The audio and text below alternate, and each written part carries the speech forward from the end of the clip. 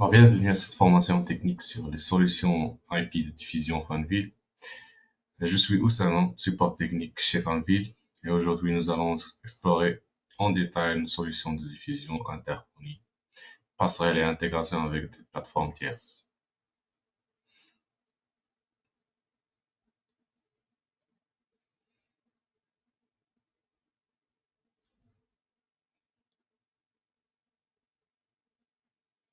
Alors, notre solution de diffusion repose sur trois principes clairs. On a la simplicité, on a l'intégration et l'efficacité. On a une configuration intuitive et rapide sur notre système de diffusion et elle est compatible avec plusieurs systèmes IP traditionnels. Et on a l'efficacité, alors une gestion centralisée des fonctionnalités avancées. Tous nos équipements utilisent le protocole SIP pour une communication fluide.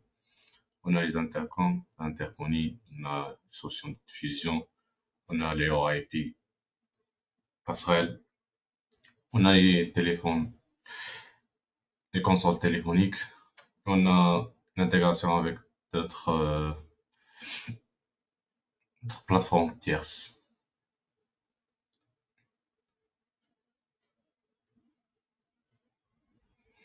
On a ici notre produit de téléphonie pour la diffusion. On a les consoles téléphoniques, on a les passerelles, on a aussi les haut-parleurs mural SIP, on a les haut-parleurs de plafond SIP.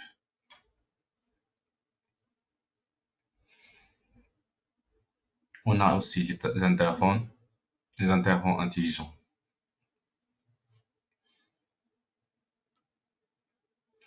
Alors la présentation se compose de trois parties. On a la connexion de votre téléphonie, vos IP avec les passerelles. On a les systèmes de diffusion et d'interphonie autonomes, des fois vis sur les téléphones console. On a aussi les produits associés. Alors, premièrement, pour la passerelle PA3. Alors, le PA3, c'est Paging Gateway, est un équipement de diffusion aussi polyvalent. Alors, elle permet l'intégration de haut-parleurs analogiques dans un réseau IP ou bien des haut-parleurs SIP et prend en charge le multicast, le contrôle à distance et la diffusion programmée.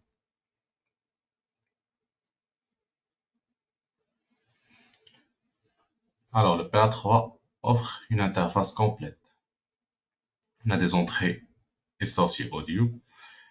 On a des connecteurs pour haut-parleurs passifs et actifs. On a une interface TF, carte TF, carte SD, pour stocker les fichiers audio ou bien un USB pour aussi utiliser. On a une alimentation POI pour une installation simplifiée. On a ici les avantages de PA3. Alors, vous pouvez de réduire les coûts. Alors, pour moins de maintenance et gestion, on a une gestion simplifiée. On a la facilité d'installation, car il est compatible POI et réseau IP. On a une intégration avec d'autres systèmes tierces qui fonctionnent avec des solutions IP traditionnelles. On a la gestion, on peut gérer le PA3 via le web ou bien via l'outil Device Manager. On a étant donné qu'il ne nécessite pas de serveur dédié. Il peut être utilisé tout seul.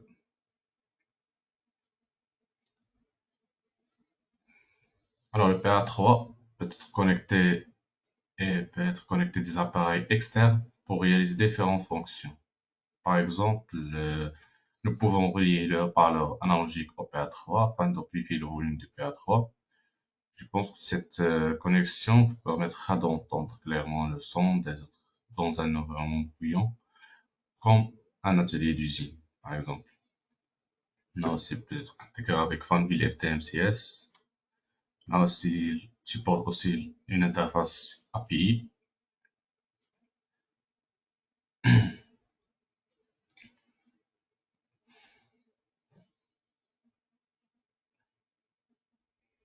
Alors, dans cette partie, je vais vous montrer les interfaces de haut-parleur Mural. Elle prend on charge la connexion à une caméra externe. Il a aussi un microphone sur lui, A233. Nous pouvons, il a aussi une interface API. C'est peut-être intégré avec notre terminal de management NTS.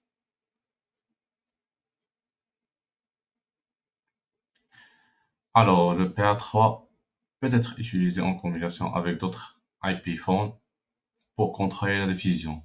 Vous pouvez utiliser le contrôle par appel SIP et un mot de passe, ou bien vous pouvez utiliser une touche TSS prédéfinie. Pour le déclenchement, on a un clip de diffusion préenregistré sur le PA3.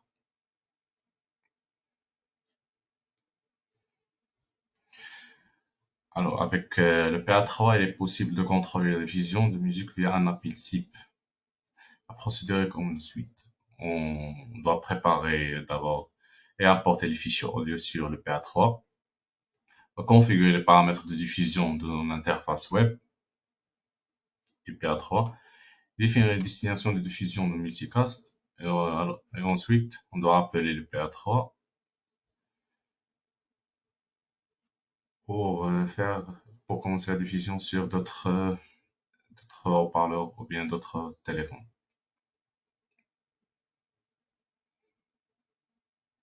Alors, pour la définition de destination de multicast, on peut la définir sous broadcast multicast destination. On doit définir un nom et une adresse et un port. Ensuite, on doit définir le codec qui doit être utilisé pour la diffusion. On supporte jusqu'à 20 entrées.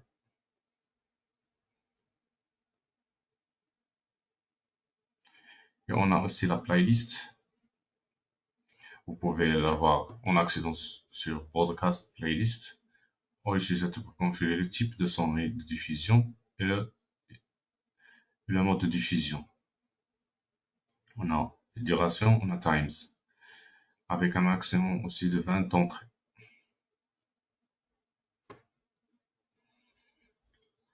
Alors, pour configurer le contrôle d'appel pour lancer ou arrêter la diffusion de l'EPA3, vous pouvez accéder à l'interface Call Control sur Broadcast, entrer le numéro et le mot de passe de l'appelant. Non, le numéro peut être une adresse IP ou bien un numéro SIP et un mot de passe. Et vous pouvez définir la direction de la diffusion du stand au local ou bien les deux. Lorsque la diffusion est locale, il n'est pas nécessaire de sélectionner la destination du multicast. Si vous pouvez sélectionner la playlist et le son d'annonce, puis on doit cliquer sur appliquer ou apply pour sauvegarder les modifications. Ici, on a les index 1, 2, 3. Ça correspond à la configuration de commande pour le lancement de la diffusion. Les index 3 ici, index 4, pardon, correspond à la configuration de commande pour arrêter la diffusion. La stop ici pour action. Alors, on doit remarquer que la fonction de contrôle d'appel prend effet uniquement lorsque le PA3 est appelé.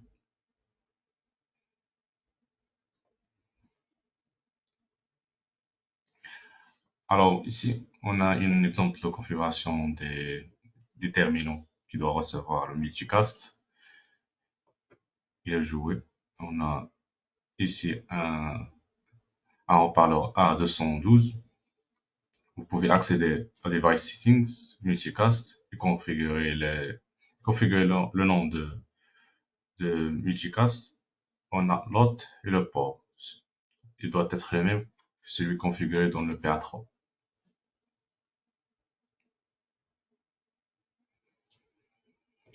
On a ici les paramétrages sur le numéro de contrôle. On a sur le téléphone de contrôle pour contrôler la diffusion sur le PA3. On a par exemple le V66. Alors sur la page web du téléphone console, configurer les paramètres suivants. On doit cocher Dial Without Registered. On doit aussi cocher Allow IP Call pour avoir la possibilité de faire un appel via IP. On doit désactiver le strict URL match. pour autoriser l'appel depuis cette console. Alors, on a ici la procédure de contrôle de diffusion avec le V666. Première des choses, on doit appeler le PA3 via le numéro SIP ou bien l'adresse IP configurée dans l'interface card control. On doit saisir le mot de passe lorsque l'invite. On doit saisir le mot de passe. Une fois que vous entendez entrer le mot de passe en appuyant sur Pound, ça affiche. Si le mot de passe est correct, alors le haut-parleur doit démarrer la diffusion de la musique du PA3. Et si le mot de passe est incorrect, alors on doit entendre un message que le mot de passe n'est pas valide. Et on doit réentrer le mot de passe jusqu'à sa validation. Alors, on doit remarquer aussi si la tonalité d'annonce est configurée, le PA3 les mettra en premier. Les terminaux le joueront également. Une fois la tonalité est terminée, le PA3 commencera la diffusion et les terminaux recevant le multicast diffuseront le message. Et si aucune tonalité d'annonce n'est pas définie, le PA3 lancera directement la diffusion. On a ici un diagramme qui illustre la procédure d'appel et de la diffusion. On a ici la procédure de lancement d'appel. On a la procédure d'arrêt d'appel.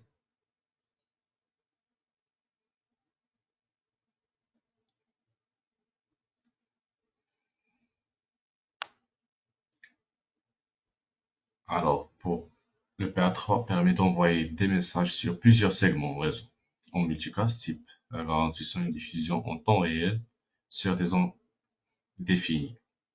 Par exemple, on a deux multicasts ici, le port et aussi le codec. Alors, les utilisateurs peuvent accéder sur cette page broadcast multicast destination et définir ces paramètres.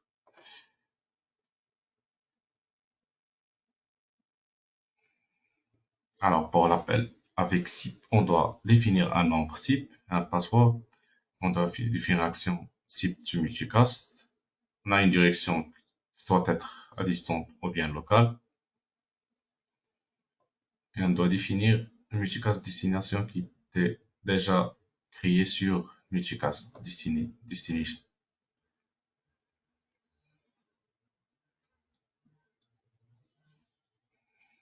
Ici, comme on a déjà vu, on peut définir le multicast sur notre haut-parleur pour diffuser la musique depuis le PA3.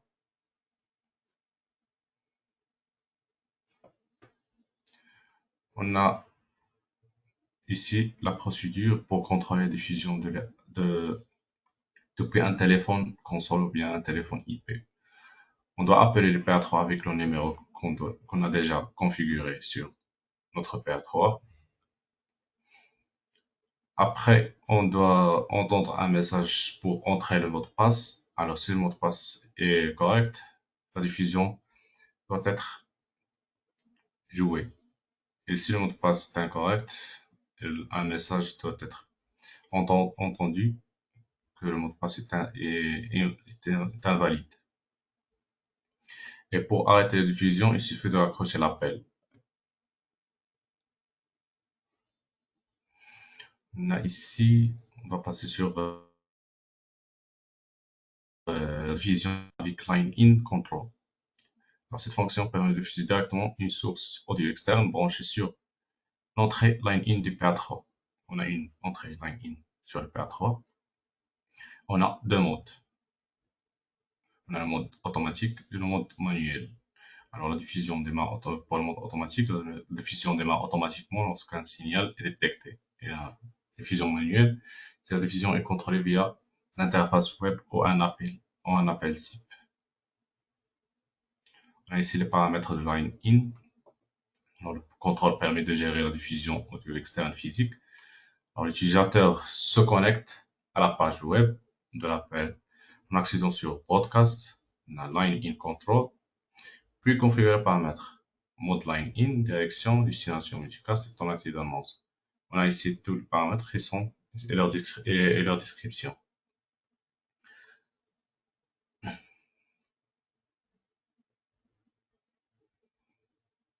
Alors, pour la configuration, on doit d'abord ajouter les multicast destination. On a les utilisateurs accèdent à Broadcast Line-In. Sélectionnons le mode auto.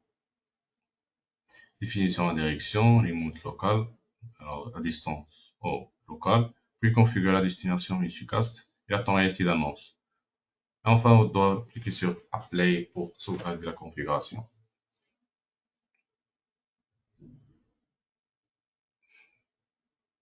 Alors, les étapes de fonction, après avoir cliqué sur Apply, pour sauvegarder la configuration, le PA3 initie immédiatement le multicast car il est configuré sur Auto. Si la direction est réglée sur à distance, les appareils écouteront le multicast et commencent la diffusion. Si la direction est réglée sur local, PA3 démarre directement la diffusion. Alors, si la tonalité d'annonce est désactivée, le PA lance immédiatement la diffusion sans jouer la tonalité. Ça doit être configuré ici. Prompt down. Pour le contrôle de la lecture line-in, on a mode control play indique que la lecture line-in est contrôlée par d'autres actions, comme le call control ou bien les commandes à distance qu'on devra voir par la suite. Pour le call control, c'est l'action de l'interface call control est configurée sur play line-in. L'activation du multicast via call control déclenchera la diffusion line-in. Alors, la partition multicast et la tonalité d'annonce utilisées sont définies dans Call Control. On doit voir par la suite. C'est l'action configurée sur Stop Line In. Cela déclenchera l'arrêt du multicast Line In. On a Stop Line In, on a Apply Line In. Pour les commandes de contrôle, si c'est contrôlé par une commande et que l'action est configurée sur Apply Line In, la diffusion Line multicast sera déclenchée après l'entrée de l'URL. Alors, pour la commande, on doit utiliser un URL dans un navigateur ou bien dans une application pour envoyer des URL, des requêtes HTTP. Alors, la partition multicast et la tonalité d'annonce sont configurées dans l'interface commande control. Alors, si l'action est réglée sur ce line in et que l'URL correspondante est saisie, l'arrêt du multicast line in sera déclenché. Alors, pour le call control, on doit l'avoir sur Broadcast Call Control. On a ici les index, on doit activer ces commandes. On a le numéro qu'on doit utiliser pour relancer la diffusion. On a les actions, soit apply line in ou bien stop line in. On a les directions ici.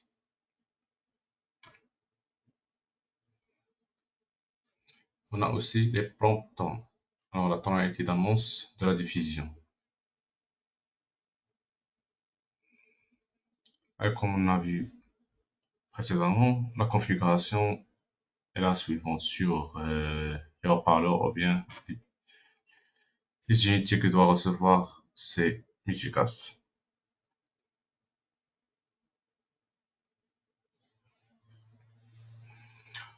On a pour la procédure de fusion Line Call Control, on doit appeler le PA3 via le numéro SIP ou l'adresse IP configurée sur le PA3. Entrer le mot de passe et appuyer sur DS pour valider. Alors, si correct ou bien incorrect, un message est joué. Une fois le mot de passe est valide, on a un début de diffusion. Pour arrêter la diffusion, on doit rappeler le PA3 et entrer le mot de passe, valider et raccrocher.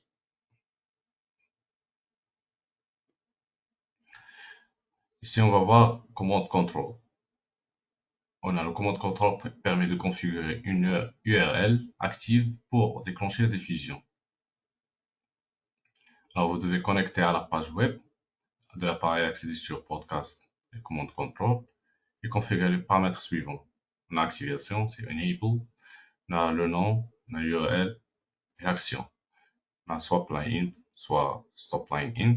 On a une prompt, une tonalité qui doit être jouée avant de commencer la diffusion.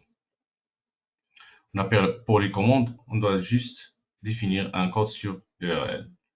Par exemple, pour jouer La diffusion, on a ici, par exemple, configuré 333. Et pour stopper ou bien arrêter la diffusion, on a cette URL. Alors, pour l'index 1, c'est la commande de broadcast pour, pour commencer la diffusion. Et le deuxième c'est à arrêter la diffusion.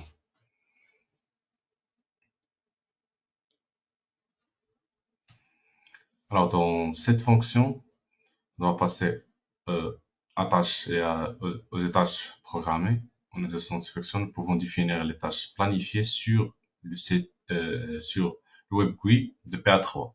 Une fois, par exemple, une fois sur cet exemple d'école, une fois le cours est terminé, le PA3 peut lire des fichiers audio prédéfinis selon un calendrier.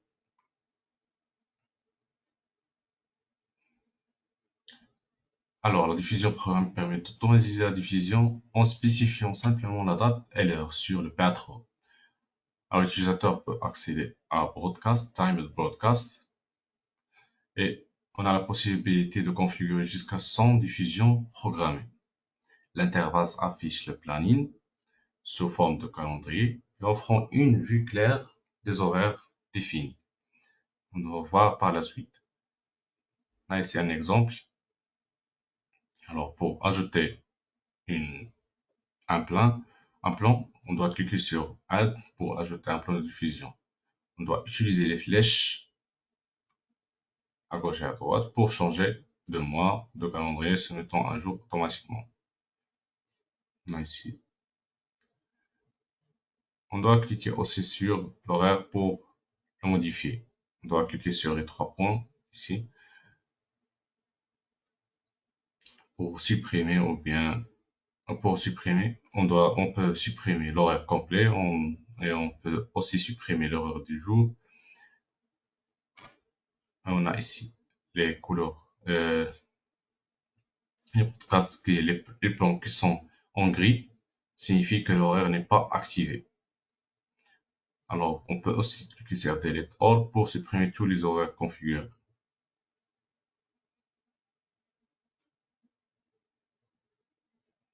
Alors, dans cette partie, nous pouvons voir que PA3 va connecter un bouton externe en cas d'urgence. Nous pouvons appuyer sur le bouton et les fichiers prédéfinis peuvent alors être diffusés via PA3, en avertissant tout le monde de se déplacer de manière ordonnée vers des zones ouvertes pour éviter des cas catastrophiques. Alors, tout simplement, on peut configurer un bouton qui est connecté avec le PA3 pour diffuser un appel d'urgence. Alors, on a la priorité des appels. On peut configurer une priorité sur Broadcast Priority et la configuration de diffusion d'urgence, similaire à la fonction de contrôle à distance de la diffusion musicale via les APC. Alors, la priorité diffusion d'urgence, si déclenchée via Call Control, peut être ajustée. Par exemple, en définissant Call Control sur la priorité la plus élevée, par exemple ça, cela permet d'obtenir un effet d'alarme d'urgence.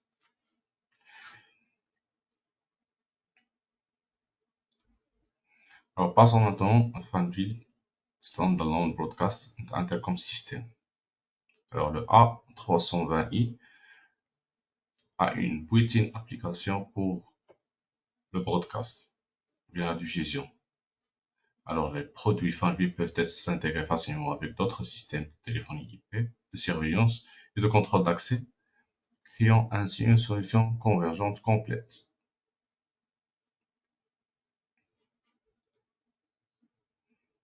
Alors, grâce à notre puissant système de diffusion et d'interphonie, notre solution peut regrouper un serveur, un paging console, broadcast server, aussi vidéosurveillance, aussi un iPhone et plusieurs fonctionnalités. Alors, un écran de surveillance de téléphone, de radiomessagerie aussi, est une station principale de téléphonie IP seul. Alors, avec un seul IP phone, on doit avoir toute cette fonctionnalité. De plus, nous utilisons un protocole SIP compatible avec les plateformes tierces pour une intégration transparente. Notez que si vous souhaitez appeler les appareils ci-dessous, doit être aussi avoir le SIP protocole. On a ici seulement des produits Fanvil et on peut aussi intégrer des autres téléphones tiers ou bien des appareils tiers.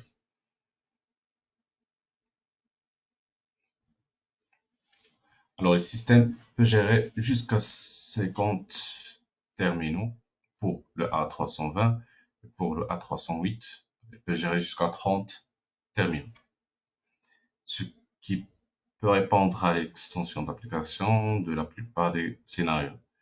Il convient d'entre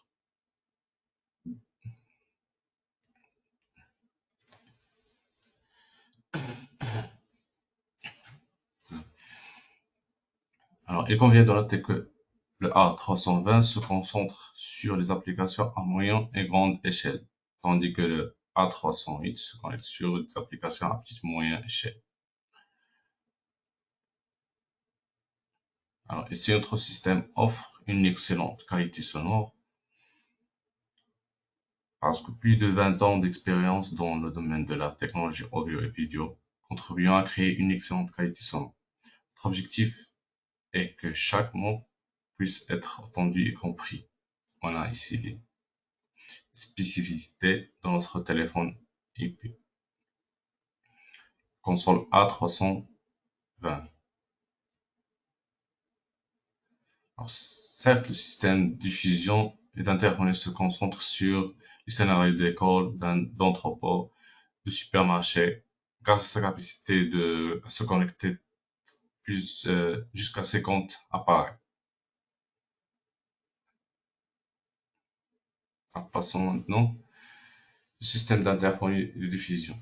Alors, le système d'interphone diffusion prend également en charge la mise à disposition automatique et prête à l'emploi en seulement 2 minutes, ce qui permet de réduire les coûts de main-d'œuvre et de gagner du temps. Alors, le système d'interphonie ou bien de diffusion qui est installé sur notre A320, il est simple à gérer et aucune configuration requise. Et l'utilisateur peut diffuser à appeler les extensions en simple clic.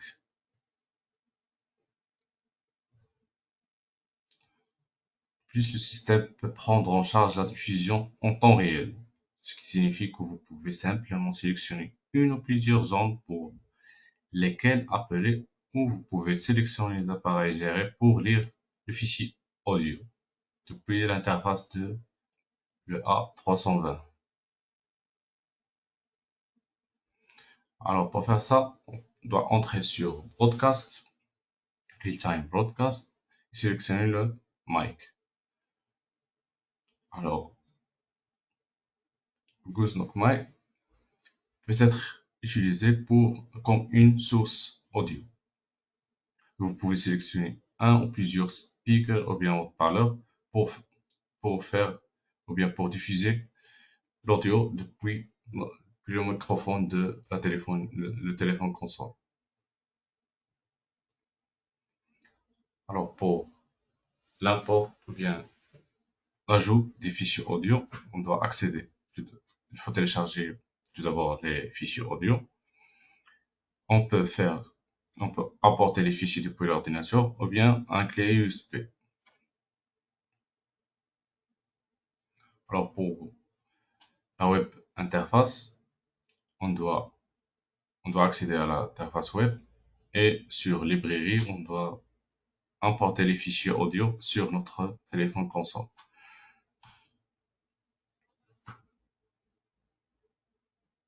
Alors pour importer les fichiers sur le USB disk, on doit créer un dossier. D'abord, on doit créer un dossier nommé musique sur la clé USB et ajouter les fichiers audio. Une fois créé, on doit insérer la clé USB dans l'appareil principal qui détectera automatiquement les fichiers MP3 et WAV dans le dossier musique. Alors, on peut sélectionner un ou plusieurs fichiers en cliquant sur valider pour enregistrer. les fichiers importés apparaîtront dans la liste des audios. Alors, on doit remarquer que les fichiers audio n'est pas sur le dossier musique, on ne peut pas les importer sur notre téléphone console. Alors, pour la diffusion d'audio, on doit accéder à Broadcast Real-Time Broadcast. On doit cliquer sur l'icône audio pour sélectionner un fichier audio comme source de diffusion. Alors, c'est une clé USB insérée. L'utilisateur peut aussi choisir des fichiers depuis du disque. Ici. On peut sélectionner un ou plusieurs appareils pour faire ou bien pour démarrer la diffusion sur les, et puis cliquer sur OK pour lancer la diffusion audio. Alors après avoir cliqué sur OK, l'utilisateur peut sélectionner les fichiers audio depuis la médiathèque, Media Library. Alors la lecture s'effectue dans l'ordre sélectionné. Par exemple, si vous avez sélectionné ce fichier audio en premier, il doit être joué en premier.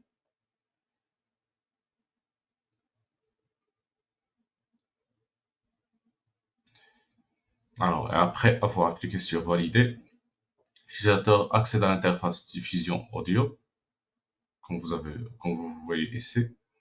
Les fichiers sélectionnés apparaissent dans la playlist. On a ici la playlist. Voici les fonctions de commande. On a retour et on a contrôle de lecture.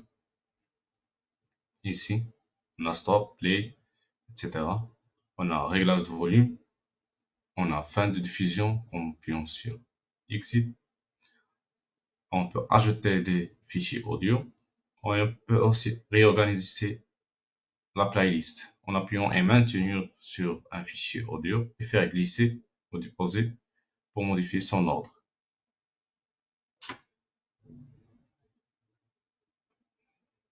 On a les tâches programmées, la diffusion automatique. Alors, la sonnerie avant, après les cours, par exemple, dans une école, la musique d'ambiance, etc. On a multiples programmations sur notre téléphone console. On a la possibilité de définir plusieurs groupes de tâches, exemple horaire, divers ou d'été, avec une fonction d'activation permettant de basculer facilement entre les tâches. On a pour ajouter une tâche programmée, on doit accéder sur Broadcast Schedule Task. L'utilisateur peut configurer des diffusions programmées selon ses besoins. Alors le schéma de planification ou plusieurs tâches programmées et permet la diffusion selon différentes périodes. On doit remarquer qu'on a une tâche par défaut qu'on peut pas supprimer. On peut justement modifier cette tâche.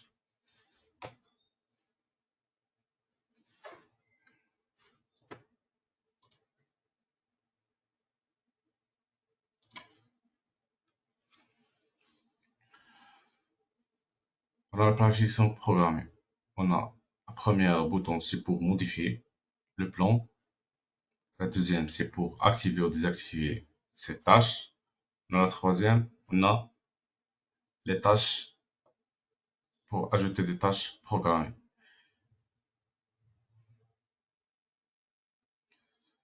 Une fois les tâches sont sélectionnées, on doit choisir les appareils sur lesquels la diffusion sera effectuée. On doit cliquer sur Suivant une fois ces unités sélectionnées. Alors, dans cette interface, vous pouvez configurer de la tâche telle que le nom, le type, la date, etc. Après avoir cliqué sur Save, accéder à la liste des tâches pour supprimer ou bien modifier ou bien lancer manuellement la tâche sur le terminal.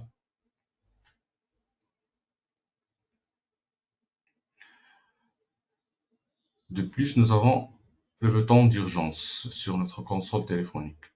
Une fois vous l'avez déployé sur le paramètre, vous verrez un signal lumineux rouge dans le coin droit de l'interface principale. Ici. Si un incendie se produit alors que la salle de classe diffuse des informations en classe, par exemple. Vous pouvez cliquer sur ce signal. Les informations en classe seront alors perturbées. À ce moment-là, nous pouvons transmettre des informations critiques aux étudiants et au personnel de l'école. Par exemple, une fois le bouton d'urgence activé, vous pouvez entendre l'annonce incendie au deuxième étage, bien, veuillez évacuer immédiatement, etc. C'est juste un exemple pour une installation sur une école. Alors, pour l'urgence, la priorité absolue, l'urgence interrompre toutes les tâches en cours et règle automatiquement le volume au maximum sur les appareils secondaires. Alors, pour la méthode de configuration, on doit aller sur Settings Broadcast, Emergency Broadcast, sélectionner le type d'entrée et le terminal de fusion. Puis cliquez sur Valider. Une fois activé, une icône apparaître ici. On doit cliquer sur l'icône pour lancer immédiatement une diffusion d'urgence sur les terminaux sélectionnés.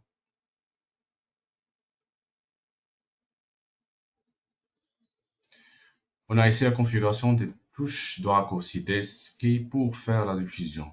Alors, vous pouvez configurer ça en allant sur Settings General, Shortcut qui est Settings, et sélectionner le type de lecture, les appareils secondaires, et saisir un nom, et cliquer sur Valider pour enregistrer une modification. Après la configuration, une icône apparaître sur notre téléphone. L'utilisateur pour alors cliquer sur la touche DSS pour sélectionner et lancer la diffusion. Concernant la fonction intercom, nous pouvons accéder à l'interface d'appel, puis composer le numéro, ici, ou bien une adresse IP sur notre téléphone. Alors, on a une deuxième méthode en appuyant sur Call, puis sélectionner l'extension souhaitée pour l'intercom, ici. Alors, on a un appel à 10 voix. Alors, il est possible de sélectionner jusqu'à 10 extensions pour un appel simultané. À la vidéosurveillance, vous pouvez regarder une surveillance vidéo. Dans cette fonction, nous pouvons visionner 4 vidéos en même temps. Si une situation nécessaire se produit, nous pouvons choisir l'une des vidéos pour capturer l'image. Vous pouvez sélectionner l'un des vidéos pour voir pour le voir tout seul. Alors, passons maintenant à Related Products, produits liés à notre système de diffusion. On a la console téléphonique qui est basée sur Android 9 et qui supporte le Wi-Fi. Il y a un gooseneck microphone, une caméra de 8 mégapixels qui supporte le PoE et bien aussi le PSU.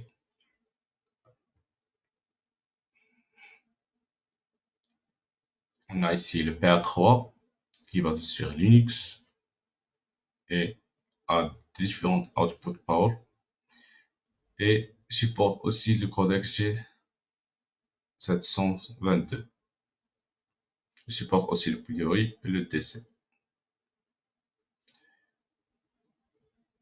Et pour le haut-parleur mural, il a un haut-parleur de 15 watts. Il a un microphone aussi, peut-être. Il supporte aussi le PoE et le PoE+. On a le haut-parleur qui a une puissance de 30 watts. Et aussi, il supporte le PoE.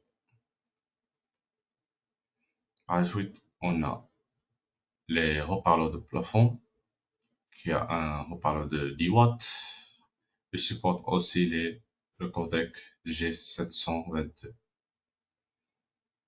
Il supporte aussi le PoE et le PSU. Je vous remercie pour votre attention